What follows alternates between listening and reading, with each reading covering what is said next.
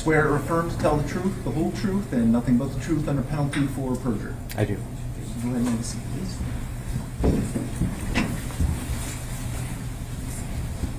Good morning. Can I have you state your name and spell it for the record? Ryan Rank, R-Y-A-N-R-A-N-K. Where were you employed in April of 2021?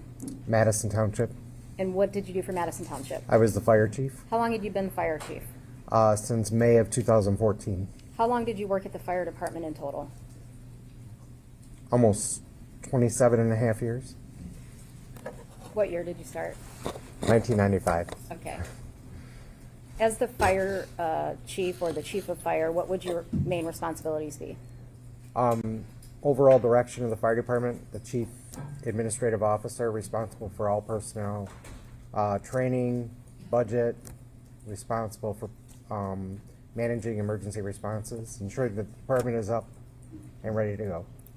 Describe Madison Township a little bit for me. What kind of community is it? It's a semi-rural community. Okay. And is there farming done in Madison Township? Yes, there is. All right. You discussed emergency management. Tell me a little bit about that. In what view? Like, Are you trained in hazardous materials? I am trained in hazardous materials. Tell me about that. I'm a hazardous material technician. I was trained in 1992 at the Michigan State Police Hazmat Training Center. I'm also a hazardous material instructor, was trained in 1997 for the awareness and operation level. And in 2008, I received training for advanced hazmat life support through New Mexico. Are those certified trainings? They are. Did you go to the Munger Farm on April 27th, 2021? I did. And that's at the corner of Carson and Munger. Would that be accurate? Correct. Do you know what township that's in? Franklin? A little bit outside of Madison Township? A little bit. All right. Why were you there that day? Because I was a member of the county drone team. What does the drone team do? The county drone team is made up of fire and law enforcement professionals to assist in emergency response operations or investigations, surveillance, to get pictures, overall pictures of the purview or see what's going on in real time that can't be seen from the ground. Okay. How many times did you go out to the property on April 27th, 2021? 2. Do you recall approximately what time the first time was? It was late morning, I think, early afternoon. Okay. First time, when you get there, what do you do when you get there? We were called to set up and just do a general overview of the farm. We set up our equipment and launched the drone off the ground and started surveilling the property. I'm going to stop you right there. I'm going to have you go to People's Exhibit 263, which is that map directly behind you. And if you can pull that pointer out and show me on that map. Well, do you recognize that map? Yes, I do. Okay, and what's that? It's the map of the farm. Can you show me the first time you get there on April 27th, 2021, where you set up?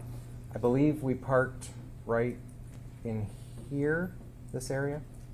Okay. And you said you got there and you lifted off. What does that mean? Actually, let me correct myself. I believe when we first got there that day, we were parked more in this area right here. Okay. And where did you set up at? We launched a drone from this position right here. All right. What does setting up the drone entail? So the drone is battery operated, so we have to install the batteries to make sure they're 100% charged. We have to hook the DJI up app and controller up to whatever mobile device we're using. The device then syncs to the drone itself to make sure that the timestamp and everything are correct and accurate. And then we make sure that there's no overhead hazards. We usually have a team of at least 2, the pilot and an observer. And then we would launch the drone up once it's safe to do so. Okay, and you were able to get the drone off the ground during the daytime? Yes. How long were you up in the air with the drone, if you recall? Just a few minutes. All right, and what happened? Mr. Warner came out and asked us to leave his property. And did you bring the drone back down? We did, Did you leave? yes. You said you went there twice. Do you recall what the second time on the 27th that you went back? It was in the evening, but I don't recall the time. All right. Who did you arrive at the property with? With me was Assistant Chief Nick Wilson, and from Cambridge Township was Fire Chief Scott Damon. Did you again go to an area on the property to set up? Yes. Where at? This time we went and set up in this area right here. Okay. Describe what the setup is for me. It's just to make sure we have a general good operating area, safe from everybody, away from people, so we have room for our equipment. We don't hit any obstacles, make sure there's no overhead obstacles or anything that's going to interfere with our operations. Okay. And you indicated that you could take photos and videos with the drone? Correct. And the timestamps on the drone would be reflective of whatever device is hooked up to it? Yeah, it's whatever cellular device is hooked up to it, so it syncs through the app to the drone to correct the timestamp to make sure it's synced correctly, and it's off of whatever cellular device that you're using. All right. I'm going to show you People's Exhibit 268. Do you recognize that? Yes, All right. And what is that? that's a picture of the farm. Is that from when you guys arrived on the farm that day? Yes, I believe so. Okay. And that's somewhat hard to see, but that timestamp is 4/27/21 at 20:47 and 57. Would the timestamp be up in that top left corner? I'm trying to zoom it in, and it's Yes, okay. Hard to read on there. yes.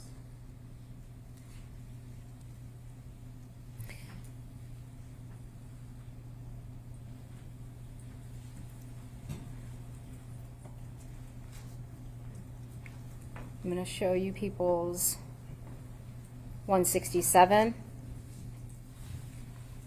Again, what's this? It's another picture of the farm. Okay. And that one is dated 4/27/21 at 20:49 and 38. I'm going to guess this is military time. Yes, Okay. I'm going to have you look at Exhibit 263 behind you again. Do you know what building this is that you took this shot of? it's number 7.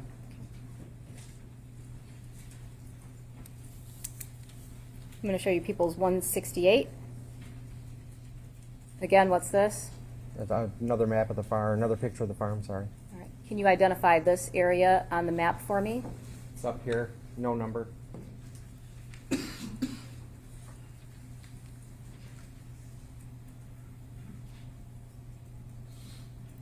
And again, that timestamp is 20:49 and 38. Correct. 169 is just a zoomed in shot of the last photo we looked at, correct? Correct. All right. And you also took video with the drone that day, correct? Or that Correct. evening? I Correct. apologize. Okay.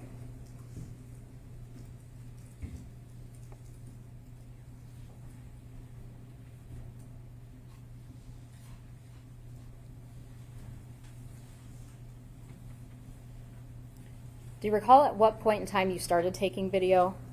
I don't. Was there something that made you switch? Did you switch from taking photographs to taking videos? Yes, And why? because Dale returned to the property. Okay. And was there something that you decided to do with the video? Yeah, we wanted to follow him. I'm going to show you People's Exhibit 207. And what is this?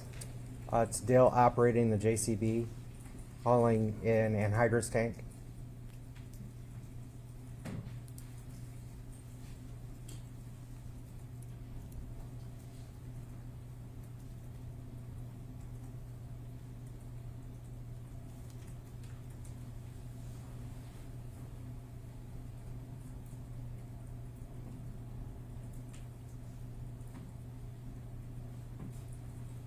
Okay, the drone starts to get a little wonky here. Can you describe to me what's going on?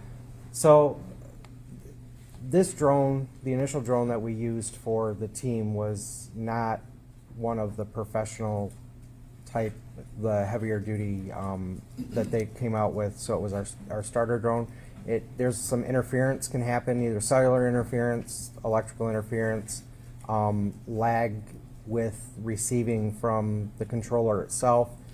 Also, one of the biggest problems with the DJI is if you don't use the right micro SD card, if it's not fast enough.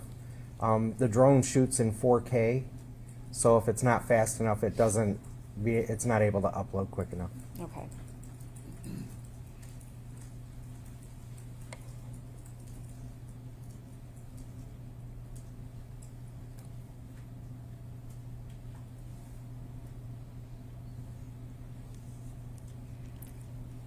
Do you see these vehicles parked behind these semis? Yes. Is that where you described you set up? Yes, one is my admin vehicle, the other one is Scott Damon's admin vehicle from Cambridge. Okay. And at the end of this video, we see people standing there talking. Correct. Do you know who that was? Scott Damon, Nick Wilson, and myself. Okay.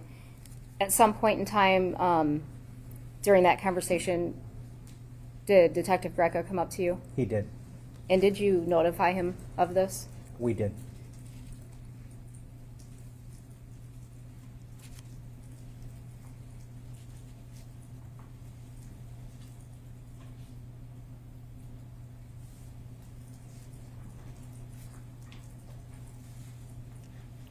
I'm going to show you people's Exhibit 170, and the timestamp on that is 21:01 and 25. And is this what is this? It just looks like another overview picture or video of the farm. Okay. Do you see the semis in the photograph to the right? At in the lower right? In the middle right? Do you see the light, the object that's lit up? Yeah. Okay. Yes. What is that? I can't tell from here. Okay. May I approach the witness?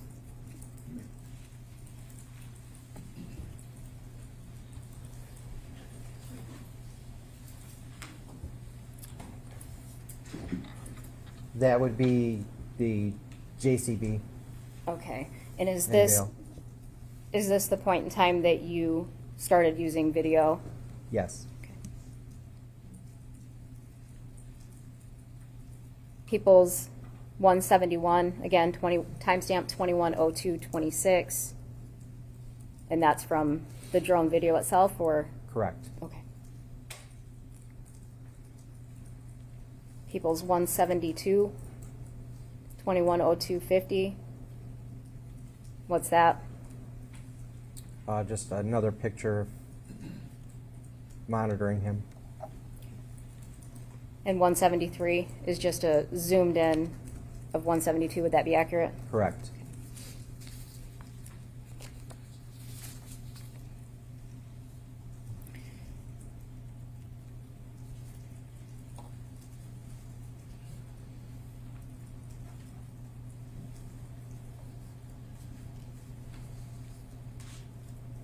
Now, I believe you indicated when you were taking this footage that you kept saying it was Dale that was moving it. Yes.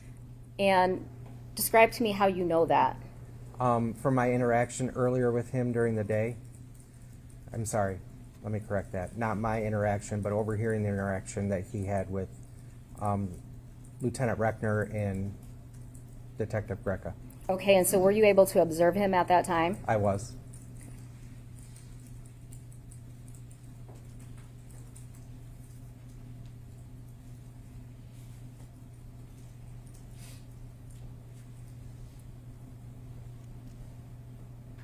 During the course of your employment, did you become familiar with anhydrous ammonia?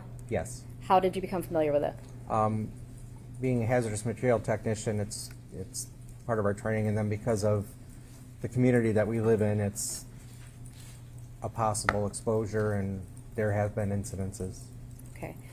Describe anhydrous ammonia to me. What is it? Anhydrous ammonia, anhydrous means without water, so it's 100% ammonia. NH3 is the makeup, chemical makeup of it. Okay. It's an alkaline fertilizer that's put into the ground. And is it a hazardous material? It is a hazardous material. And you said it was something you trained for because of the nature of your employment and where you worked. Is that? Correct. The area that we're in, there's a lot of farming in this area. Did you in fact deal with that during the course of your employment? Yes.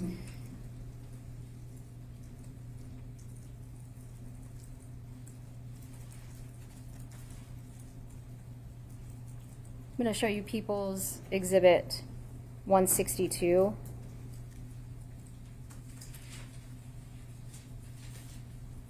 Do you see the green placards, so on the front and the side of the tanks? Yeah, the DOT symbol. What do those mean?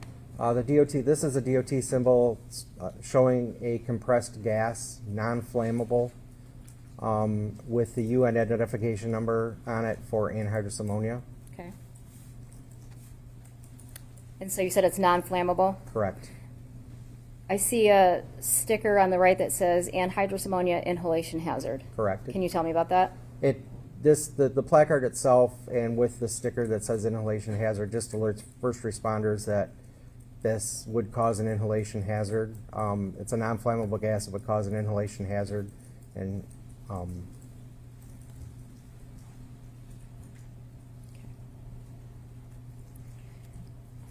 When you say inhalation hazard, what do you mean? if you breathe it in, so anhydrous lacks water, so it has an affinity to water. So as soon as it's exposed to the air, it attracts water and it forms ammonia hydroxide. So if you would inhale that into your mucous membranes, into your eyes, your nose, it would immediately cause burning and bronchospasm if you inhale it. Severe cases, airway burns, swelling, pulmonary edema, and even death. Okay. If you're, so I have an anhydrous ammonia tank and it's full, okay? Mm-hmm. Is that a yes? Yes. Okay, Sorry. that's okay. How would I apply that to a field? It's usually applied with injectors into the ground. Okay. And if you indicated that sometimes you may have anhydrous ammonia emergencies, what would an anhydrous ammonia emergency be? Usually when one of the lines would come undone, come loose from the injector, or sometimes a relief valve would go off if it got too warm or froze up. Okay, and would those, at those times, would that be under, the anhydrous ammonia still be under pressure? Yes.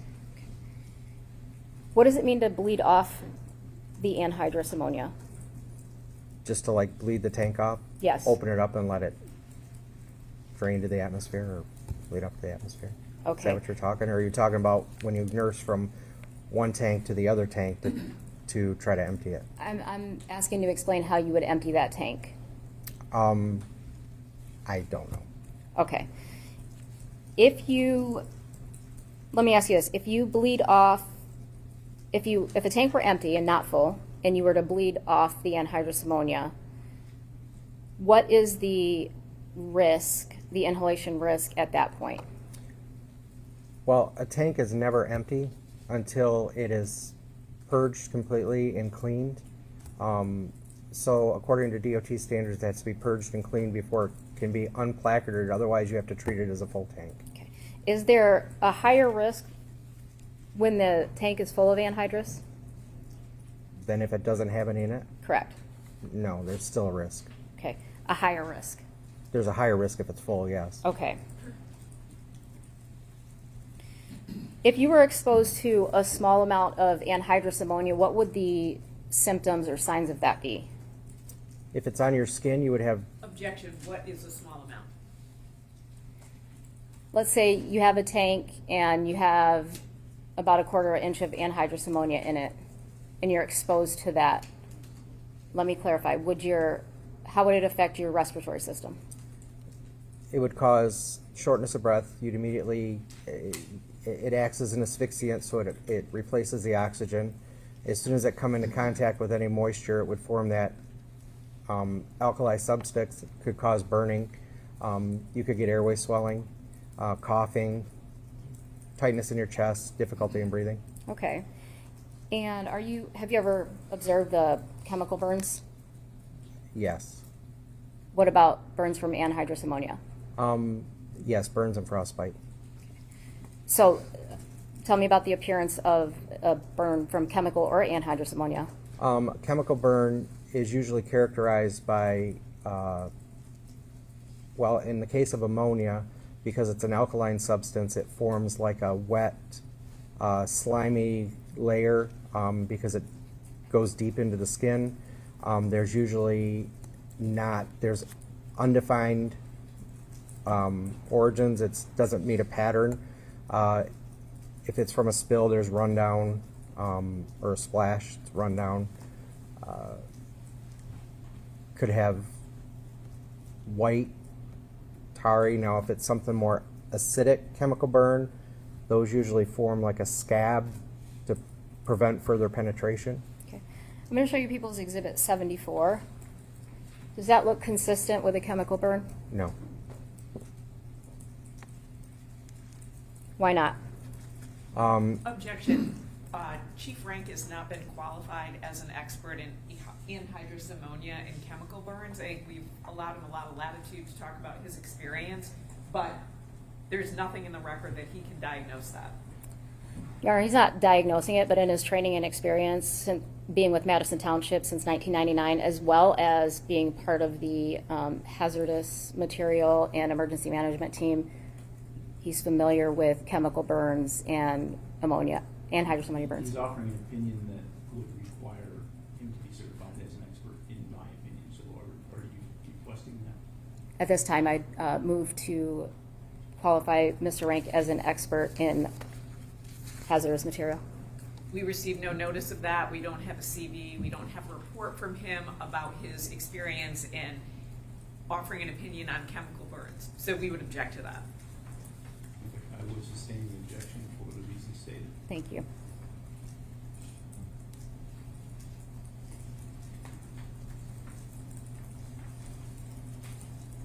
I believe you indicated that, correct me if I'm wrong, that anhydrous ammonia is not explosive. Correct.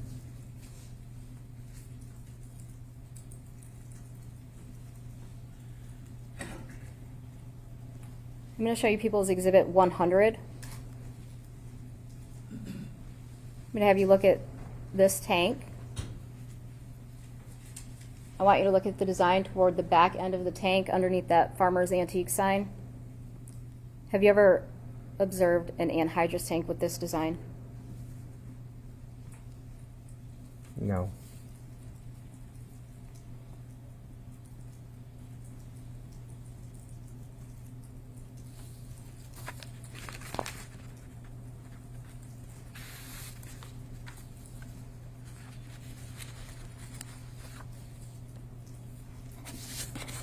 Thank you. I have nothing further.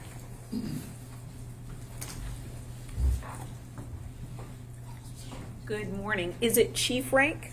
Chief Rank, Mr. Rank, that's fine. I'm retired, so. Oh, okay. Well, we'll still call you Chief. You worked and got that title. So when you were talking about anhydrous ammonia, were you talking about liquid or gas or both? Well, it's stored as a liquid, but it's released as a gas. And so when you were talking about sort of the hazardous material training and the things that you have dealt with, that's both gas and liquid. Yes. So that's your training. Correct.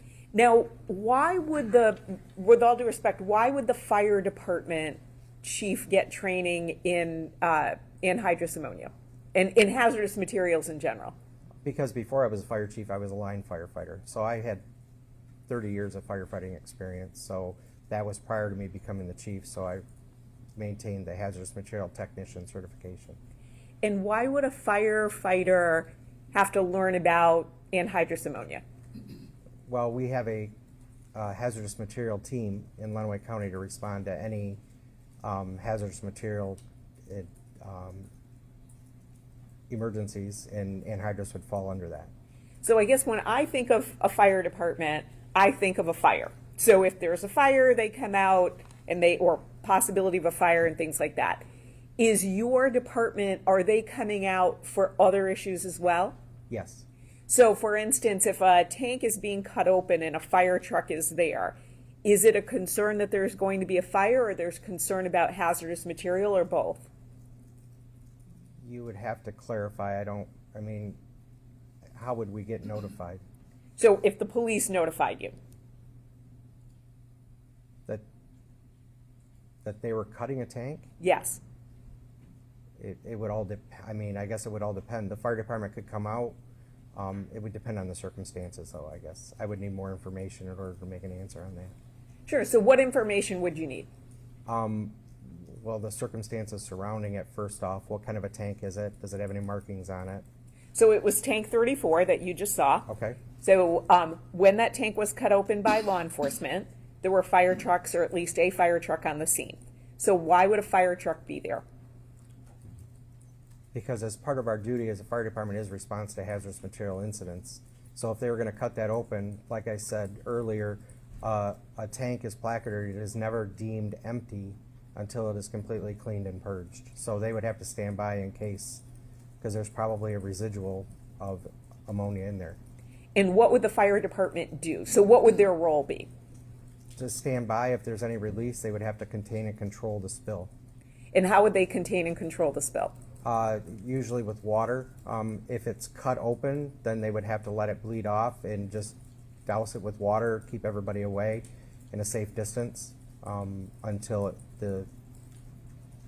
protect the area from contamination. Now, the April 27th, 2021 date, you indicated that you were there as part of the drone team, Correct. and you were on the Munger property twice, correct? Once during the day, and then once later on, let's say kind of early evening, the 9 or 10 o'clock hour. Is that accurate? That's correct. Do you recall how long you were there for the evening session? I don't. Were you there for hours? I couldn't tell you. I really don't know. When we saw some of the images that were taken with the drone, they looked like they were fairly well lit. Do you do anything to lighten up those photographs? No. And might sound like a silly question, but you weren't in disguise. You were there as part of the law enforcement team, correct? I was there as part of the county drone team. Part of the county drone team. You didn't sneak onto the property though, correct? No. You were visible to Mr. Warner? In the daytime or the nighttime? Both. Yeah, we were visible both times. Both times you were visible to him, correct? Yes. I have no additional questions. Thank you.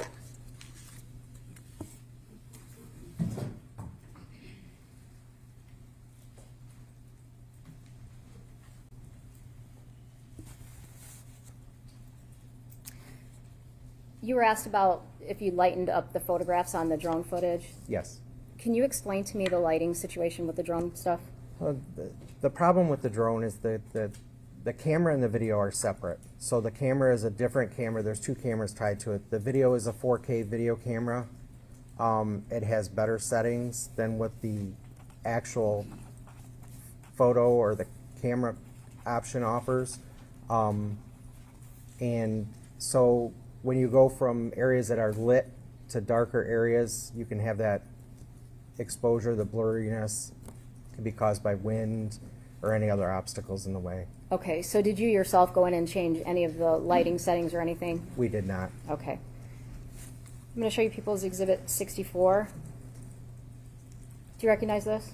Yes. All right. Tell me who the people standing to the right of that truck are. That would be myself, Nick Wilson, and Scott Damon. Okay, and for the record, the timestamp's 8:57 and 30 seconds. People's Exhibit 65. Same thing? Yes. All right. When that, in People's Exhibit 64, it appears that truck is directly in front of you. Is that accurate? Correct. And when did that truck drive by you? It did. How many people were in that truck, if you remember? 2. Can you describe the truck? It was a black vehicle. Okay. Did you recognize the people inside the truck? I recognized the passenger, And who was the passenger? Dale Warner. Okay. I'm going to show you People's Exhibit 66. What's this? That's the JCB with Dale in it. Okay, and that's driving directly in front of you? Correct. And again, People's Exhibit 67. Can you see what that is from there? It's the JCB in the background with us Okay. recording. People's 68, timestamp 8:58 p.m. Again, is that still you in that photograph? It is. All right. And the JCB in the background? Correct. People's 69, 9 p.m. Are you still in that photograph? Yes, ma'am. All right. And did you observe this happening? Yes. All right. And what is happening? The JCB is backed by the anhydrous ammonia tank. Okay. Is there a tank? Can you see the tank on there at this point? Not in this picture, no. Okay. That's better, yeah. Can you see it now when I zoom it in? Yes. Okay. People's Exhibit 70. Again, are you in that photograph? I am. Okay. What do we observe? The tank loaded onto the front of the JCB and Dale moving it.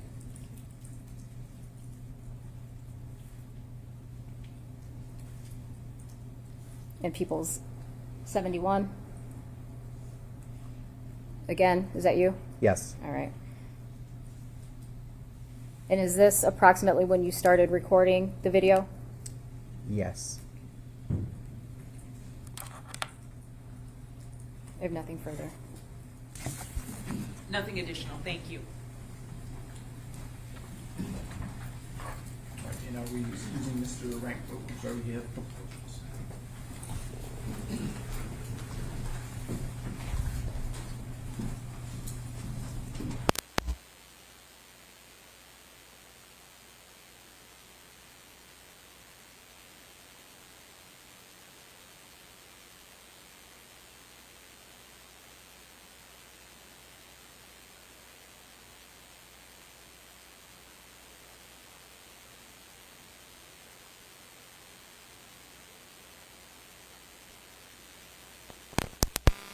Defense has any objection to asking either? That's correct. That's correct.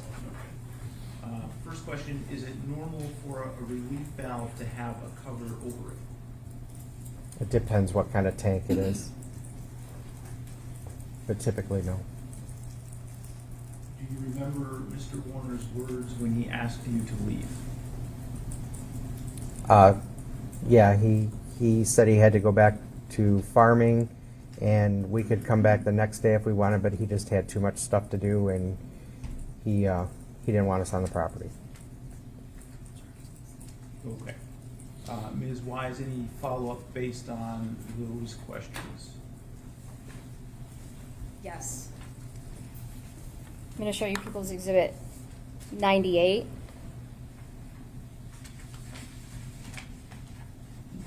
Do you see the end of that tank? Yes. You were just asked about a relief valve. Yes.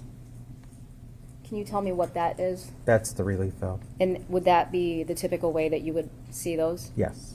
On this type of a tank, yes.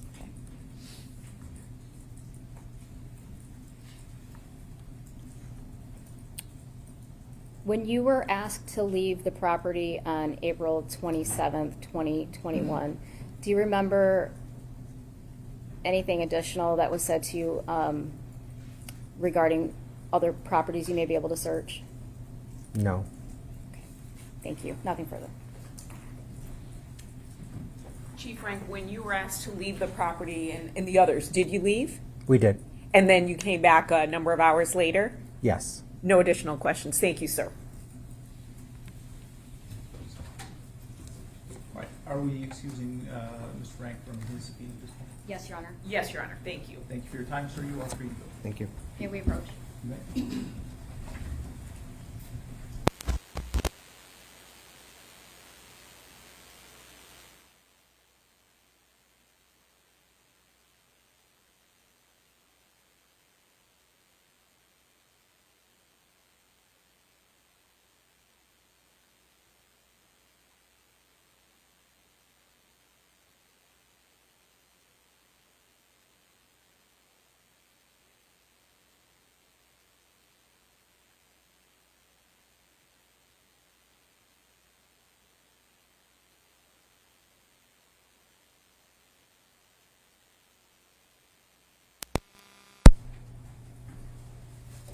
So ladies and gentlemen, we are going to break at this point for lunch so that the attorney can address an issue with respect to the exhibit to get it ready for you. So we will break for now. I'll ask you to come back around 1:30. We'll try to start at 1:30. I do have one unrelated arraignment that I have to conduct at 1:30. So I will do that. It should take 5 to 10 minutes, so hopefully we'll be starting shortly after that. In the meantime, I'll just remind you that during the trial, you should not read, listen to, or watch any news reports about the case. Under the law, the evidence that you consider to decide the case must meet certain standards. For example, witnesses must swear to tell the truth, and lawyers must have the ability to cross-examine them. Because news reports do not have to meet these standards, they could give you incorrect or misleading information that might unfairly favor one side. So to be fair to both sides, you must follow this instruction. Thank you, and see you about 1:30.